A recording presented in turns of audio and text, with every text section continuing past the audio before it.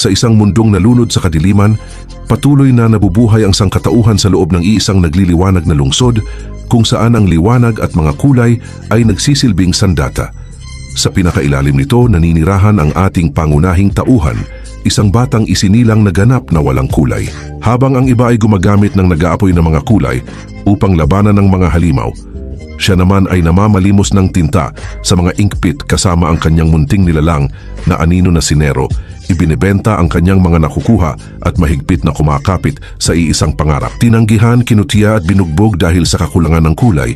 Ang pangunahing tauhan ay tuluyang itinuring bilang basurang madaling itapon at inihagis sa isang napakalaking imbakan ng tinta, isang lugar na nilalayong burahin kapwa ang ebidensya at mga bangkay. Habang siya ay lumulubog, ang mga alaala ni Nero nang iilang taong naniwala sa kanya at ng kanyang pangako ay paulit-ulit na gumagapang sa kanyang isipan. Sa gitna ng kadilimang iyon, may isang tinig na bumulong sa kanya na tigilan na ang pagtakas at tanggapin ang nag-iisang kulay na kinatatakutan ng mundong ito. Biglang umalo ng tinta at mula sa hukay ay umangat ang isang napakalaking itim na anyo. Ang batang tinawag ng lahat na walang kulay ay tuluyan ng nagising. Taglay ang iisang kulay na pinakakinatatakutan ng mundong ito, itim. At ang pamagat ng kwento ay colorist. Here, ginagamit ito para i-infuse ng color energy ang mga armas upang makalaban ng mga nilalang. Para maayos na mahuli o mapoks ang mga halimaw na ito, kinakailangang kulayan sila gamit ang spoit. Tinitigan ng grupo si Kay na nakatayo sa ibabaw ng mga natalong kalaban, at nagtataka sila kung paano niya nagawa itong talunin ng walang gamit na armas o kahit ang napakahalagang spoit. Nang inig ang kamay ni Gale habang hawak niya ang sarili niyang sandata, napagtatanto ang napakalaking agwat ng kanilang kakayahan. Naalala niya ang kahihiyan noong exam, hindi man lang niya nagasgasan ng isang taong hindi gumagamit ng spoit. Nang gigil si Gale, mariing kinuyang ang ngipin habang nakatitig sa likod ni Kay, nangangakong balang araw dudurugin niya ito gamit ang sarili niyang mga kamay. Habang lalo silang lumalalim sa kuweba, nangunguna si Red dala ang isang parol, habang sumusunod si Gale na kumukulo ang galit. Sumulyap si Red sa kanyang squad na may nakakalokong ngiti, iniisip na hindi masama makita ang dalawang henyo na mag-initan ng ganito. Ipinahayag niya na mas magiging mas kawili-wili pa ang mga bagay, sinabi niya sa kanyang grupo na kaunti na lang at kailangan pa nilang maglakad ng kaunti. Kailangan nilang tapusin ito agad upang makaalis na at makapagsaya sila pagkatapos. Habang nagmumungkahi si Red na tapusin agad ang labanan para makapagdiwang pagkatapos ng labanan laban sa mga Shadow Beast, nakahandusay sa paligid ang mga bangkay ng mga mukhang asong nilalang. Nagpatawag si Colorist Red ng 10 minutong pahinga, ngunit binalaan niya sina Gale, Kay, at Cyan na hindi pa nila sinisimulan ang tunay na misyon, kaya huwag nilang ibaba ang kanilang depensa. Napabuntong hininga si Gale, nagrereklamo na halos maubos na niya ang malaking bahagi ng kanyang color energy. Kinuha niya ang isang maliit na bote na berdeng likido. Napatingin naman si Kay nang ininam ito ni Gale, at agad niya itong nakilala na bilang personal ink. Isang espesyal na pinong alchemical ink na mahalaga ngunit napakabihirang gamit ng mga pioneer para maibalik ang kanilang kulay. At dahil kinakailangan itong gawin na akma sa natatanging kulay ng bawat gumagamit, sobrang mahal nito. Nanood si Kay na may halong inggit habang parehong umiinom ng sarili nilang ink sina Gale at Ellie. Iniisip kung sana may pondo rin siya para sa ganoong karangyaan. Ngunit mabilis niyang itinaboy ang ideya at lumayo sa grupo. Alam niya sa kanyang isipan na hindi na niya yun kailangan. Nagulat naman si Ellie sa kanyang biglaang pagtalikod. Nilapit niya ang kamay sa bangkay ng isang napaslang na shadow creature. Nagtaka naman si Ellie at nagtanong kung ano ang kanyang ginagawa. Biglang sumiklab ang napakalakas na alon ng madilim na enerhiya mula sa katawan nito nang aktibahin ni Kay ang kanyang kakayahan. Tuluyang sinisipsip ang anino papunta sa kanyang kamay. Damaloy ang itim na enerhiya sa kanya, pinisil niya ang kanyang kamao, ramdam ang ganap na pagbalik ng kanyang lakas, at inihayag na tapos na ang kanyang recovery. Paglingon niya, nakatitig sa kanya ang mga kasamahan niya na halata ang gulat at takot, may pag-aalinlangan na tinanong ni Ellie kung sigurado ba siyang ayos lang siya.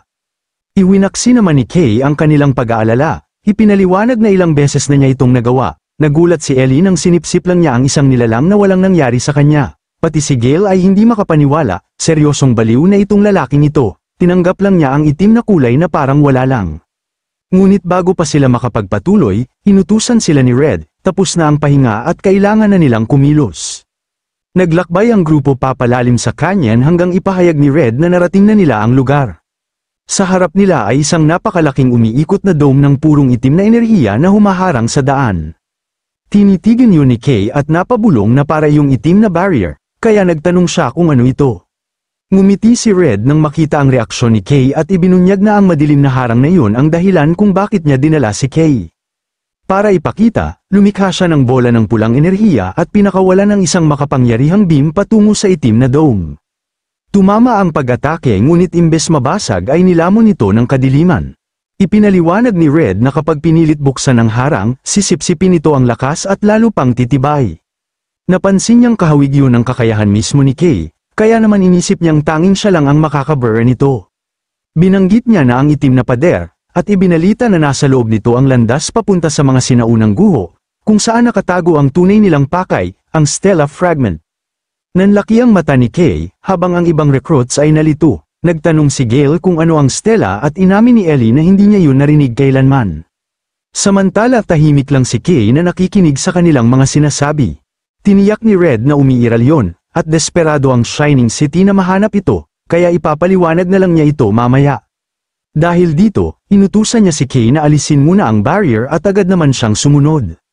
Lumapit si Kay sa dambuhalang pader ng kadiliman, at nang hawakan niya ito ay automatikong umaktibo ang kanyang absorption ability. Ramaga sa ang itim na enerhiya papunta sa kanyang kamay, lumilikha ng higanteng alon habang hinihigop ang buong dome, nakamasid sina Red, Gale, at Ellie habang kinakain ng kapangyarihan ni Kay ang hadlang. Nakangising nagmamasid si Red, tuwang-tuwa na tama ang kanyang hinala. Nang tuluyang maglaho ang harang, sinabi ni Red na magiging kapaki-pakinabang ang kapangyarihan ni Kay simula ngayon. Ngunit hindi mukhang masaya si Kay nanginginig at pinagpapawisan siya, hirap kontrolin ang napakalaking enerhiyang nasipsip niya. Biglang yumanig ang lupa, nagpanik sina Gale at Ellie habang lumalakas ang pag-uga, napagtanto nilang ang malakas na ingay ay siguradong makaakit ng mga mapanganib na nilalang.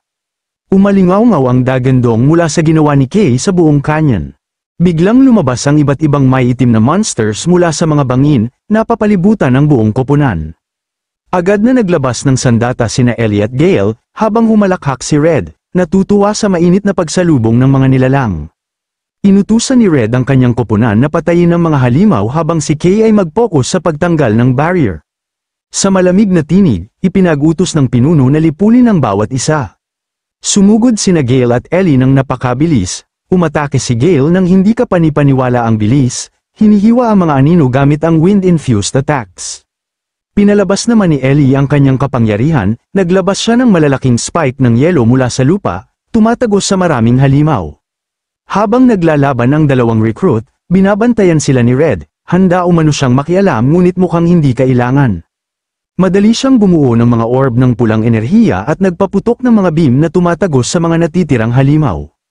Napaisip si Red na kahit bago pa lang ang mga ito, mataas na ang antas ng kanilang kakayahan, hindi na niya kailangan sumali pa sa laban. Natuwa pa siya dahil nakita niyang kaya nilang hawakan ang ganitong sitwasyon. Habang nakabantay si Red, hirap si Kay sa pabago-bagong enerhiya, napahawak siya sa kanyang kamay, napansin niyang kakaiba ang pakiramdam ng barrier, parang kahawig ng mismong lakas niya, naisip niyang dahil pareho silang may black attribute. Napagtanto niya ang panganib, kung mabitawan niya ang konsentrasyon, maaaring baligtarin ng barrier ang daloy at siya naman ang sipsipin nito. Ngunit pinagdiinan niya, ayaw niyang magpatalo dahil siya ay malakas, sa huli, sa isang matinding sikad ng lakas loob, natapos niya ang absorption. Nakatayo siya sa gilid ng landas, hingal at pawisan, at iniulat na nasipsip na niya ang lahat.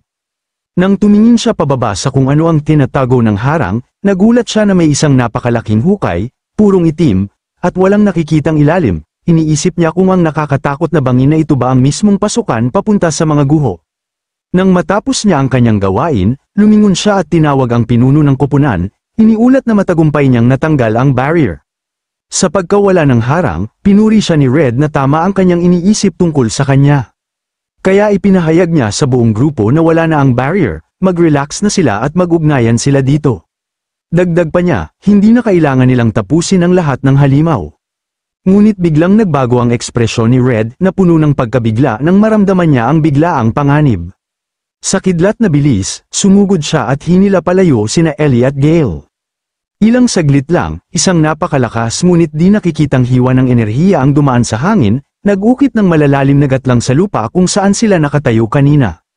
Nilipol ng pag-ataking iyon ang mga natitirang shadow monster, habang bumagsak ang mga katawan ng halimaw sa lupa, ligtas na napunta sina Red, Ellie, at Gale sa mas mataas na bahagi ng lugar. Nanlaki ang mata ni Gale sa sindak, napagtantong namatay na sana siya agad kung hindi siya nahila ni Red. Bakas sa lupa naganap ang matinding pag-atake, nag-iwan ito ng malalim na hiwa sa lupa, at naghugis kwadrado pa ito. Naging seryoso ang mukha ni Red, napabuntong hininga siya, sinasabing kaya pala mahina ang resistensya ng mga halimaw kanina, may mas malakas palang nilalang na nagpapalaya sa kanila. Naalala niya ang isang ulat tungkol sa isang mapanganib na nilalang na gumagala sa lugar. Mula sa alikabok, unti-unting lumitaw ang isang anino, may isang taong naglalakad papalapit sa kanila. Hinihila sa lupa ang napakalaki nitong espada, hinala niya na lilitaw ang bagay na yun ngayon. Sinabi ni Red na tapos na ang oras nila sa paglalaro, habang papalapit ang nilalang. Nang tuluyang may sanaga ng liwanag, nakita nila ang lalaki, kalahati puti, kalahati itim, at ang kalahati ng mukha nito'y natatakpan ng tila itim na maskarang tumubo mula sa balat, mayroon siyang iba't ibang sandata na nakasukbit sa likuran. Matalim ang tingin ng estranghero, bumabalot sa kanya ang nakakakilabot na aura. Tumayo si Red sa pagitan ng kanyang koponan at ng bagong panganib, sabay utos kina Kay at sa iba na makinig ng mabuti. Bigla niyang ibinigay ang isang lantern sa kamay ni Kay at nagbigay ng mabilis na utos, kailangan nilang pumasok agad sa mga guho at hanapin ang Stella Fragment na magkakasama. Ipinagkatiwala niya ito sa kanyang grupo, na lahat sila ay sapat na at kaya nilang gawin ito. Tumingin si Kay kay Red, nanlaki ang mata sa kaba at pagkabahala, tinanong niya kung inaasahan ba ni Red na sila lang ang bababa roon. Ngunit sinabihan lang niya ito na itigil na ang pagsasalita at kailangan na nilang pumasok, kasabay nito, itinulak niya sina Kay, Ellie, at Gale papunta sa malalim na bangin. Napasigaw si Kay, tinatawag ang pangalan ng kanilang pinuno habang nahuhulog silang tatlo sa kailaliman. Naiwan mag-isa si Red sa gilid ng bangin, habang umalingaw mula sa kalaliman ang boses ni Kay, na nagtatanong kung paano sila mabubuhay ng sila lang. Nagkatitigan ang dalawang makapangyarihang nilalang, isang tensyosong paghaharap na nagpapahiwatig ng isang mabigat na labanan. Paglipat ng eksena, sa ilalim ng bangin, puro kadiliman, nakahandusay si Kay, hindi gumagalaw matapos ang napakahabang pagbagsak. Napapagiling siya sa sakit, habang pilit tumatayo sa nakakalunod na dilim. Naalala niya ang lantern na ibinigay ni Red, agad niya itong pinaandar, nagtataka kung nasa loob na ba siya ng mga guho. Sumiklab ang liwanag, nagbigay ilaw sa paligid, biglang natigilan si Kay, punong-puno ng hilakbot ang kanyang mga mata, nanigas siya sa pagkabigla, iniisip kung ano itong lugar. Sa halip na sinaunang guho, ang lantern ay nagliwanag sa mga wasak ng napakalaking modernong skyscraper at mga durog na konkretong gusali, para itong modernong lungsod na nawasak at nakalibing sa ilalim ng lupa. Nakatayo si Kay sa isang ledge, tinatanglawan ng lantern ang napakalawak na guhong lungsod, hindi siya makapagsalita sa tindi ng tanawin. Kamangha-mangha para sa kanya na umiral ang ganitong lugar na underground, ngunit nagrereklamo siyang hindi niya makita ng malinaw ang paligid dahil sobrang dilim. Biglang may boses na nagsabi sa kanya na tigilan ang reklamo at magtungo sa liwanag. Laking ginhawa ni Kay nang makita sina Gale at Ellie, dahil akala niya naligaw na silang dalawa. Sinisisi ni Ellie si Gale dahil sa kanya naliligaw silang dalawa, napailing naman si Gale, nagtatanong kung bakit siya lang ang sinisisi. Habang tinitingnan ng malawak na sirang lungsod, nagtataka si Gale kung anong lugar ito, na mas malaki ito kaysa kanyang inaasahan.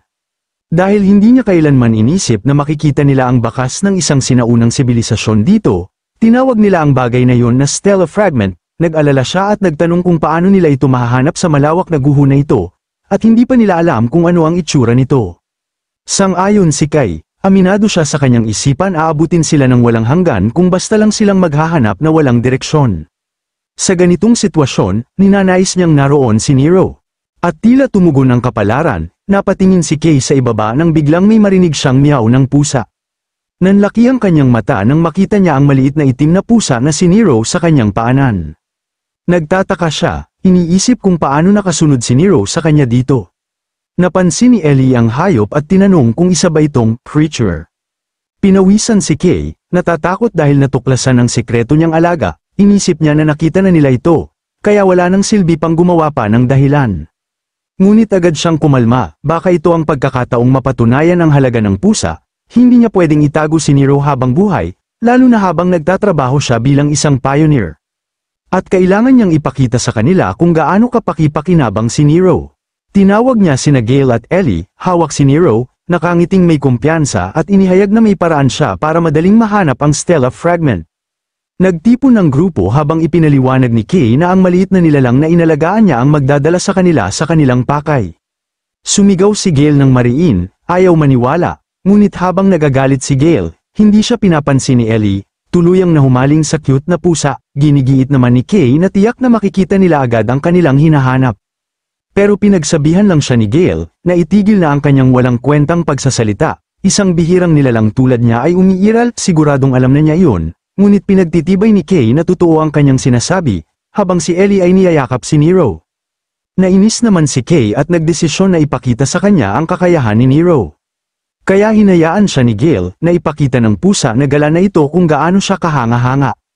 Nagmiyaw ang itim na pusa mula sa dibdib ni Ellie, pagkatapos ay tumalon mula sa kanyang mga bisig, ikinagulat niya.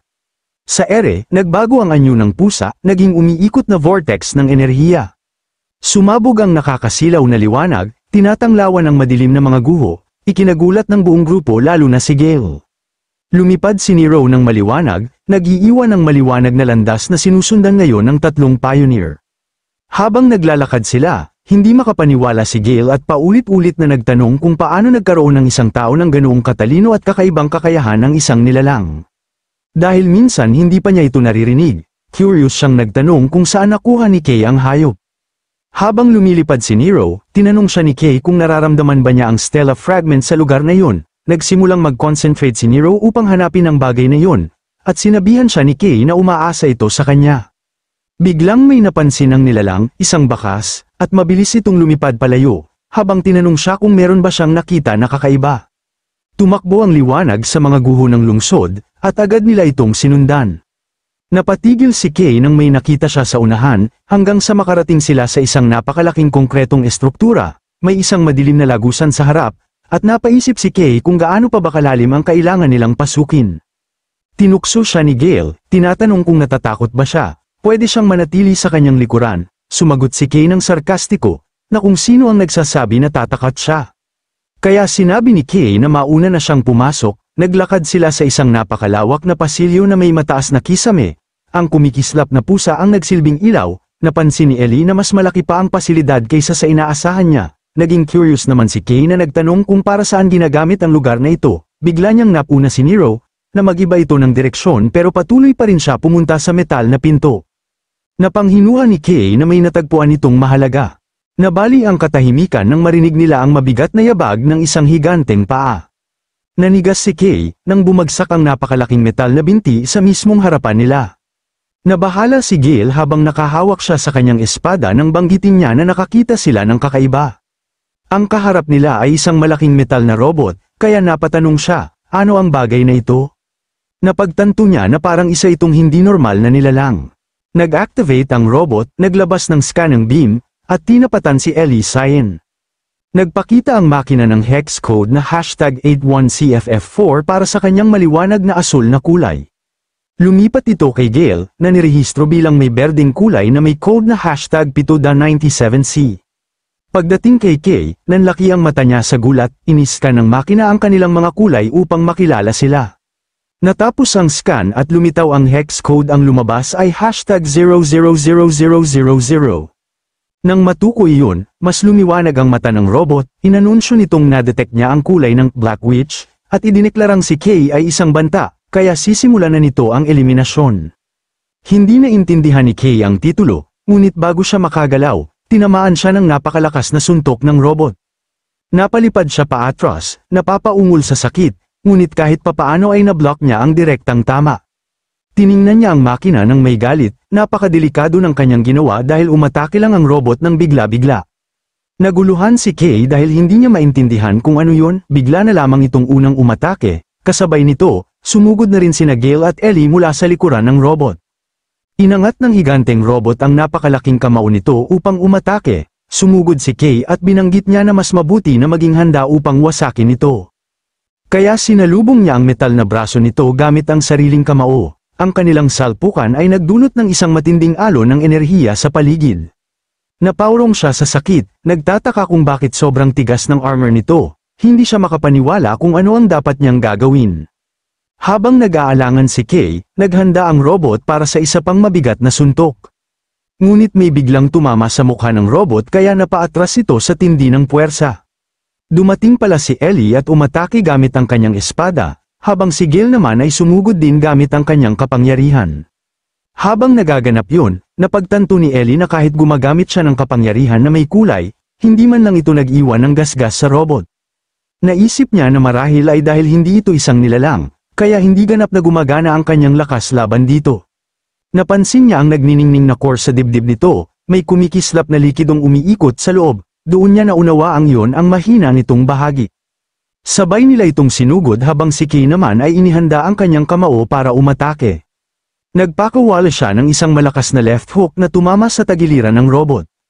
Ngunit nagulat siya dahil sa kabila ng kanyang ginawa, mabilis itong nag-counterattack at sinuntok siya. Mabuti na lamang at naiwasan yun ni Kay sa tamang oras sa pamamagitan ng pagyuko. Kaya umatras siyang may pagkainis, walang epekto ang normal niyang atake, naguguluhan siya kung ano ang dapat niyang gagawin ngayon. Bigla siyang may naalala, noong binalot ng itim na enerhiya ang buong katawan niya, hindi niya ito kayang gawin ng buo dahil masyadong malakas ang konsumo sa kanyang kulay, kaya nagdesisyon siyang ituon ang lahat ng enerhiya sa kanyang kanang kamao lamang. Nababalot sa makapal na itim na aura ang kanyang kanang kamay at naghanda para salubungin ang pag-atake ng robot. Inunat niya ang kanyang kamao at sinuntok ang core ng buong lakas, tumama ang suntok. Tumagos ang kamao niya sa dibdib ng robot at nabasag mga bahagi nito. Sumabog ang itaas na bahagi ng makina, lumipad ang ulo nito, at unti-unting namatay ang liwanag sa mata. Napabuntong hininga si Kay sa gitna ng mga wasak na pyesa, habang tahimik na pinapanood siya nina Ellie at Gale. Sa gitna ng mga pira-piraso, sinabi nito na ang bagay na yun ay mas nakakainis kaysa iniisip niya. Napansin naman ni Kay ang isang bilugang bagay, ang core ng robot. Pinulot niya ito, iniisip na matutuwa si Mari kung dadalhin niya ito pabalik, dahil mukhang naiiba ito mula sa mga karaniwang nakikita niya. Biglang sumigaw si Gale, galit na tinatanong kung ano raw ang kapangyarihang yun. Lumapit ang dalawa sa kanya. Unang nagtanong si Ellie dahil inakala niya na kaya lamang ni Kay na i-absorb ang kulay, kaya humingi siya ng maayos na paliwanag dahil gagamitin niya itong referensya para sa laban nila mamaya. Nainis naman si Gale at sinabi niya na kung mayroon si Kay ng ganoong kapangyarihan, dapat sana'y ginamit niya ito ng mas maaga dahil naubos lamang ang kanyang kulay nang wala sa oras. Nairita tuloy si Kay sa sinabi nito, lalo na't parabang nagrereklamo si Gale na parang isa siyang biktima. Habang nagsasalita si Kay ipinaliwanag niya na ang galaw na yon ay kumukonsumo ng napakaraming kulay, kaya hanggat maaari ay ayaw niya talaga itong gamitin, maliban na lamang kung talagang kinakailangan. Dahan-daang bumukas ang malaking pintuang metal sa likod nila. Kaya napalingon silang tatlo dito, bawat isa ay may halong pag-uusisa sa mukha. Tumambad ang isang itim na puwang, isang walang hanggang dilim, nagtataka sila na bigla na lang bumukas ang pintuan ng kusa. Biglang lumapit sa kanila si Nero, tila may nais sabihin. Agad siyang lumapit kay Kay at tinanong ito kung ano ang nangyari, kung may napansin ba siyang kakaiba sa loob. Lumapit si Kay sa loob ng madilim na lagusan, may kakaibang presensyang nararamdaman, sa kabila ng babala ng pusa. Lumapit siya, inaamin na hindi niya makita ang kahit ano sa loob, tinanong pa niya ito kung ligtas ba kung gagawin nila ito. Pagdampi ng kanyang daliri sa itim na ibabaw, gumalaw ito na parang tubig, napatanong siya kung ganito ba ang barrier na nakita nila sa itaas. At sa isang iglap, sumabog palabas ang kadiliman, lumitaw ang napakalaking anino na parang mga galamay mula sa lagusan. Bigla na lamang itong pumulupot sa kanila, dahilan para kabahan si Ellie dahil para silang hinihigop ng kung anong bagay. Napamura naman si Gale at agad sinisisi si Kay kung bakit niya yun hinawakan, sabay banta pa sa kanyang kasamahan na mag-ingat sila. Hanggang tuluyan na silang hinigop sa loob, habang napasigaw sila sa pagkabahala. Nahulog sila sa isang walang katapusang itim na espasyo, bago bumagsak sa panibagong kadiliman at nagulat sila kung ano ang nangyari. Nabahala si Gale, iniisip kung anong klaseng kalokohan ang sitwasyong ito, samantala, nagrereklamo si Ellie dahil sobrang dilim na ng paligid. Hindi na niya makita kahit ano. Napasigaw naman si Kay, tinatanong kung ayos pa ba ang lahat. Nang tingnan ni Gale ang kanyang kamay, napahinto siya sa gulat. Sunod niyang sinuri ang ibang bahagi ng kanyang katawan at napansin niyang nawawala ang kanyang kulay. Gulat na gulat si Gale sa nangyayari, habang si Ellie ay tahimik na pinagmasdan ang sitwasyon, para bang may puwersang humihigop sa kanilang mga kulay. Samantala, malayo mula sa mga guhos sa ilalim ng lupa, isang maliit na alakdan ang gumagapang sa disyerto, habang kumikislap sa malayo ang makinang na liwanag ng lungsod. Sa isang bahagi ng syudad matatagpuan ang silanganing opisina ng pamahalaan. Sa loob, isang malaking opisyal na kilala bilang ang chief ang galit na sumisigaw, hinihingi kung natagpuan na ba siya. May isang kinakabahang tauhan na nag-uulat na ang naturang individual ay nasa isang exploration mission kasama si Colorist Red, at na ang bata raw mismo ang nagbilin na huwag silang makialam. Lalong nagngingit-ngit ang chief sa galit, binabanggit ang kulay black. Hindi niya matanggap na dinala ni Red ang isang taong may napakadelikadong kulay sa isang mission, kahit pabayani si Red, pakiramdam niya ay samobra ito. Ipinaliwanag ng chief na dahil sa huling paglitaw ng nilalang, nagkakagulo ang ruling council sa takot na nagsisimula na ang mapaminsalang black wave. Inirereklamo niyang siya ang malalagay sa alanganin. Habang nagsusumbong ang chief, isang dalagang may buhok na pink at dilaw ang nakangiting ng asar, sinasabing galit na naman ito. Siya si Camellia, pinuno ng Dawn Pioneering Corps, pinapayuhan niya ang chief na kumalma kung ayaw nitong maospital. Sabi niya, naiintindihan niya ang pag-aalala nito, pero huwag daw itong magpadalos-dalos. Tinanong niya kung naniniwala ba talaga ang chief na kikilos si Red nang walang pag-iingat. Ipinagtanggol niya si Red, sinasabing maaasahan itong tagapagbantay para sa bata. Ayon kay Camellia, ang pagdala ng isang high-risk individual ay maaaring magdala ng hindi inaasahang mabuting resulta. Uminom siya ng tsaa at sinabi nilang ang kailangan nila ngayon ay tiwala, hindi pangamba. Napangiwi si Camellia dahil sa pait ng tsaa. Ngunit hindi siya pinansin ng chief at naglagay ito ng napakaraming asukal sa templada, habang iniisip niya kung paano nakakainom ng ganoon katamis si Camellia. Sinaway siya ng chief na may inis na mag-focus, biglang naging seryoso ang ekspresyon ni Camellia. Inamin niyang may takot ang chief sa black dahil ito ang kulay ng alamat na Black Witch. Isinalaysay niyang ang itim ay sumisimbolo ng kamatayan at takot, at binanggit ang isang makasaysayang trahedya na dulot ng salamangkera, ang tinatawag na unang Black Wave. Halos nalipol noon ang sangkatauhan, habang nababalot ng madilim na ulap ang mundo at nagsulputan ang mga nilalang, na bumuo sa tinatawag ngayong Blacklands. Ayon kay Camellia, tiyak na darating ang isa pang wave, at ang kanilang exploration ay para sa kaligtasan ng lahat. Binanggit niya ang mga kamakailang anomalya at ang paglitaw ng isang Black Wielder.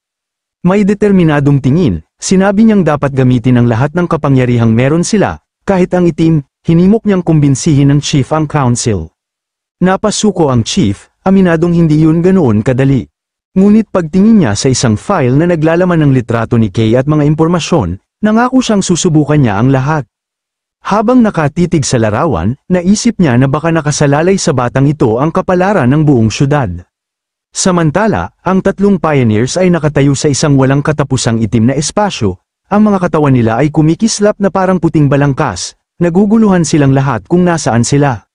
Si Gale ay humarap kay Kay sa gitna ng pagkataranta, itinuro siya at sumisigaw na nawala ang kulay nila, at bakit si Kay ay mayroon pa rin. Nainis na tugon ni Kay, hindi rin daw niya alam, at maaaring dahil ang kulay niya ay itim at tugma sa kadiliman. Biglang hinihingal si Gale sa pagod, at si Ellie ay napahawak sa ulo, nang hihina, hindi makaintindi si Kay, nagtataka kung bakit siya lang ang maayos, napagtanto niyang marahil dahil lumaki siyang walang kulay, hindi siya gaanong apektado. Ipinahayag ni Gale na may kakaibang pakiramdam siya sa loob ng katawan, kaya tumingin siya ng maigi at nakitang may mahinang liwanag na kumikislap sa loob niya, parang isang core. Biglang bumagsak mula sa itim ang mga nakakatakot na bulong, nagtinginan silang lahat, takot na takot. Sumigaw si Gale sa dilim, hinihinging magpakita kung sino man ang nagsasalita. Nakinig si Kay, iniisip kung yun ba ang boses na madalas magsalita sa kanya, pero iba ito. Biglang may lumitaw na madilim at malamultong silweta ng isang babaeng mahaba ang buhok mula sa anino. Naramdaman ni Kay ang presensya at agad na lumingon. Nanigas sina Gale at Ellie sa takot, nauutal, hindi malaman kung halimaw ba ang nakita nila o multo, pero higit silang natakot dahil lumitaw ang nilalang na yun nang walang kahit anong babala. Itinaas ng mahiwagang anino ang kamay nito at itinuro si Kay kaya nanlaki ang mga mata niya sa gulat, na pagtatantong siya ang tinutukoy nito. Biglang hinatak ang isip ng anino at papunta sa isang magulong pangitain, isang umiikot na vortex ng enerhiya na lumalamon sa isang lungsod. Nagbago ang tanawin tungo sa isang nakakatakot na dugong pulang bangungot na mundo na wasak, at pinamumugaran ng higanteng mga nilalang. Isang dambuhalang parang mata ang damilat sa langit, habang dumarag sa mga anino, sa harap nila ay nakatitig ang isang nakapangingilabot na maraming mata na halimaw. Pagkatapos ay lumitaw ang mukha ng misteryosang babaeng may mahabang buhok, na kumikislap ang mata. Sunod, nakita ni Kay ang sarili sa harap ng isang napakalaki at nakakabulag na asul na enerhiya, hindi niya alam kung alaala yon o totoong pangyayari. Lalo siyang nalito, pati ang sarili niyang pagkatao ay kinwestiyon niya. Sa kaibuturan ng kanyang kamalayan, isang tinig mula sa maliwanag ang nagsabi na kailangan niya ng pangalan. May isang malabong figura na nakangiti mula sa kanyang nakaraan na nagbigay sa kanya ng pangalang Kay, hinihikayat siyang hanapin ang sarili niyang liwanag at kulay. Biglang naglaho ang pangitain, at bumalik si Kay sa kasalukuyan, hingal na hingal, may malaking gulat sa kanyang paghinga, nagmukha siyang takot na takot, pinagpapawisan habang biglang sumabog sa isip niya ang nakalimutang alaala. Nalagay siya sa kawalan, hawak-hawak ang kanyang ulo habang hinihingal, minumura kung bakit pilit na pumapasok sa isip niya ang mga hindi kanais-nais na eksena. Hinawakan ni Kay ang ulo niya, pilit iniintindi ang magulong alaala, desperado niyang sinusubukang kapitan ang naglalahong alaala, sinasabing dapat ay may sagot doon. Biglang sumulpot sa isip niya ang pangalang Rumiel, nalito siya, iniisip kung sino yon. Ngunit napatigil ang kanyang pag-iisip nang magsalita si Gale, na nawala na ng kontrol sa sarili, sumisigaw ang swordsman sa kadiliman, hinahamon ng mga di nakikitang kaaway habang iwinawasiwas ang espada ng walang direksyon, para bang may nakikita siyang labanan.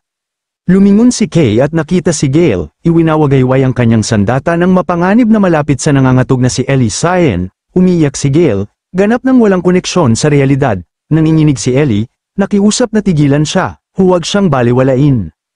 Patuloy lang si Gale sa kanyang pagwawala, sumisigaw na mamatay na ang lahat, maitim ang kanyang mga mata at dumudugo, senyales na tuluyang nabaliw siya sa void. Samantala si Ellie Cyan ay nakakulong sa sarili niyang bangungot, itim na luha ang tumutulo sa kanyang mukha habang hawak ang ulo, paulit-ulit na humihingi ng tawad sa kanyang kapatid, muli niyang nararanasan ang isang traumatikong alaala. Pinanood sila ni Kay nang may pag-aalala, na pagtatanto niyang bumabagsak na ang katinoan ng kanyang mga kasama, nauunawaan niyang ang nilalang at ang espasyong ito ang nagpapabulok sa kanila, at kinakailangan nilang makaalis agad. Biglang may pamilyar na tunog na umalingaw-ngaw. Napatingala si Kay at nakita ang kumikislap na puting hugis na lumilipad papalapit. Napangiti siya nang maramdaman niyang ligtas si Nero, binati niya ang pusa at tinanong kung ayos lang ito. Lumipad si Nero ng paikot-ikot, tila may gustong ipahiwatig sa malayo. Naintindihan ni Kay na may ipinapakita ang pusa sa kanya. Lumipad si Nero palayo, nag-iiwan ng bakas ng liwanag, nagpa siya si Kay na sundan ito. Ngunit huminto muna siya at lumingon sa kanyang mga kasama, patuloy pa ring iwinawasiwas ni Gale ang espada niya sa ibabaw ng traumatized na si Ellie, napagtanto ni Kay na hindi niya sila maaaring iwan. Tinitigil niya si Nero at tinanong kung kaya bang gamitin ng pusa ang kanyang kakayahan para tulungan sila. Isang napakalakas na pagsabog ng nakapagpapadalisay na liwanag ang lumabas kay Nero, bamalat sa kanilang dalawa, nagsimulang maglaho ang maitim na pagkabulok. Tumigil sa pagsisigaw sina Ellie at Gale habang naglalaho ang itim na impluensya, napanood ito ni Kay nang may kasiyahan, gumagana ang liwanag. At dahil ligtas na ang kanyang mga kasama, inutusan niya silang manatili roon, tumalikod siya, determinado ng tuklasin ang landas na nasa unahan. Mag-isa siyang naglakad sa lumalalim na dilim, sinusundan ang bakas ng liwanag ni Nero. Naiinis siyang nagreklamo na wala pa rin kahit ano siyang makita, nang lingunin niya ang paligid. Bumalik ang nakakakilabot na mga bulong, isang misteryosong boses ang umalingaw-ngaw, walang kulay ang makakadampi sa kanya. Naiinis si Kay, iniisip kung bakit puro palaisipan lang ang naririnig niya. Biglang may lumiwanag na parang bituin sa di kalayuan, nag-iba ang ekspresyon ni Kay, excited siya. Agad siyang tumakbo papunta sa liwanag, habang papalapit, namangha siya. Nakatayo sa harap niya ang isang napakalaking kumikinang na estruktura, hugis apat na matutulis na parang bituin sa ibabaw ng batong monolith. Naunawaan niyang natagpuan na niya ang kanyang pakay, ang Stella Fragment, nagliliyab ng makapangyarihang banal na liwanag, napansin niyang kakaiba ang glow at hugis nito kumpara sa mga nakita na niya dati, iniisip kung bawat fragment ba ay natatangi. Hindi na siya nag-aksaya ng oras, inakyat niya ang mabatong burol para mabawi ang bagay at makatakas sa nakakatakot na dimensyon. Inabot niya ang kamay patungo sa kumikislap na bilog, umikot ng marahas ang liwanag. Biglang isang dambuhalang agos ng enerhiya ang damaloy mula sa fragment papunta sa kamay niya. Kusang nag-activate ang kanyang absorption ability, nagulat si Kay habang kumikislap ang buong katawan niya sa enerhiya. Kinabahan siya, bakit nag-activate ang kanyang kakayahan ng mag-isa na naman, umaasa siyang dahil saglit lang naman yun, hindi yun magdudulot ng problema. Unti-unting naglaho ang madilim na impluwensyang bumihag sa grupo, tumingala si Kay, nakahinga ng maluwag habang naglalaho ang nakakasakal na atmosfera. Nawala ang itim na espasyo at lumitaw ang isang napakalaking silid na yari sa kulay abong bato. Sa hindi kalayuan nakatayo si Kay ng mag-isa, hawak-hawak ang kumikislap na enerhiya, kumpirmado, nawala na ang black space, nagmuni-muni siya tungkol sa Blacklands, isang lugar na laging puno ng panganib at sorpresa. Nagbalik na sa dati sina Gale at Ellie Cyan at nakatitig kay Kay na parang hindi makapaniwala. Tinanong ni Kay kung ayos lang sila habang bitbit ang maliwanag na bilog. Ngunit itinuro siya ni Gale na may pagsisi, habang nagtatakang tinanong ni Ellie kung paano siya nanatiling normal. Sagot ni Kay, hindi niya alam. Pagkatapos ay inilipat niya ang atensyon nila sa kumikislap na bagay sa kanyang kamay, natagpuan na nila ang pakay nila. Kinilala nila ang bagay na umiikot sa bahagharing liwanag, ang Stella Fragment. Nagtipon ng team para suriin ito, nag-aalinlangan si Gale kung ito ba talaga ang pinag-uusapan ni Team Leader Red, dahil napakaliit nito, namangha naman si Ellie na ganoon kaliit ngunit ganoon karaming kulay ang laman. Sa tabi nila lumulutang si Nero, nakatitig ng malalim sa makinang na orb, sinabi ni Kay na wala siyang nararamdamang negatibong epekto sa katawan niya, ngunit lumapit si Nero, hindi inaalis ang tingin sa liwanag.